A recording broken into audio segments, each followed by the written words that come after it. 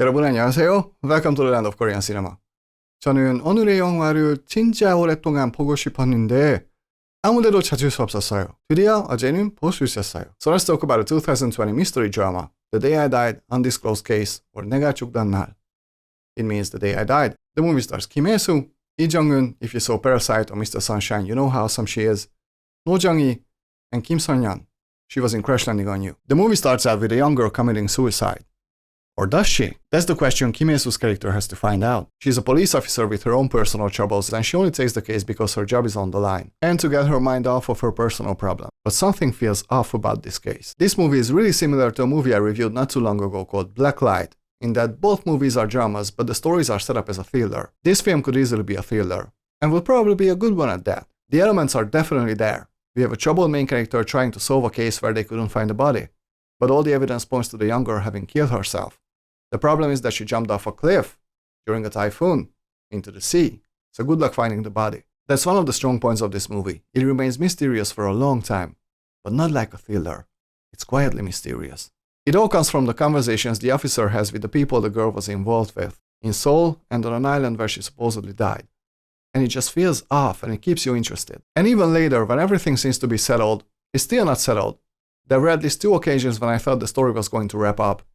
I was wrong. So there are little surprises up until the very end, which is really good. Also, the acting is really strong across the board. Everyone does a really good job. Jung-eun has some fantastic moments in the film, and she's mute in the movie. She doesn't even have to say a word to be incredible. And Kim Hye-soo was fantastic too. She's very much reserved in the first half of the film. Very quiet, very fragile. She keeps everything to herself. But we know enough at that point to understand why she is the way she is. And then in the second half, her acting becomes absolutely wonderful. The movie is very clever with its main character. It makes us live with the character for a long time. So when she does open up, it's very, very powerful. But the movie is clever in other ways too. I really enjoyed the cinematography, for example. There's a lot of handheld cam, but it's not shaky. It's just slightly moving, reflecting the unbalanced nature of the main character. It's a very stylish way of using handheld cam. If you don't look for it, you can easily miss it. It feels organic. And it's true for the whole movie. Honestly, the look of this movie could very well come across as a bit dull or boring, at least regarding the color palette, but it fits the story and the mood so well. This film is a great example of not having to be flashy or grand when it comes to visual presentation. Simply the way the movie is filmed has to reflect the mood the story is conveying. I liked it a lot. Another interesting thing is how the movie builds up emotional intensity. In the first half, the movie is very objective. It's almost dry. And it's not because characters don't express how they feel. It's also not because the movie is full of psychopaths. It's just that the movie doesn't make a big deal out of these moments. It just presents them without wanting us to sympathize with the situation. And again, the second half is very different. The feel of the movie becomes much more personal, which I thought was very effective. Just like the main character, the emotional range of the movie opens up. Also, this film is really heavy on atmosphere. A pretty bleak atmosphere. But again, it's not a thriller. I never once thought that the atmosphere was overwhelming. Even though we're with this very broken character in almost every scene, it's always bearable. Despite all the sadness and emotional heaviness, the film still has a certain lightness to it, which is really nice. Also, it's so interesting that the girl who supposedly died almost becomes a main character, despite her possibly not being alive. A lot of this movie is about her, and we do see her in flashbacks, but not that much. But she's always there in some shape or form. In case you couldn't tell, I really enjoyed this movie, but I have to be honest, a lot of people will hate this film. Because it's slow. And it's not eventful. If you want to watch a high-energy movie, stay away from this. If you choose to watch this and you wait for something big to happen, just don't. It won't happen. This is truly a drama. I'm not saying things don't happen.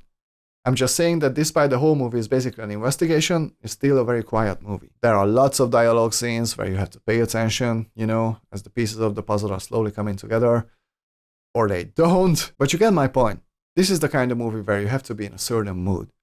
I would recommend this movie when you just want to chill out, want to breathe a little bit. I happen to be in the perfect mood for this film, that's why I was able to enjoy it this much. But still, the pacing becomes a problem, and honestly, that's my only real problem with this movie.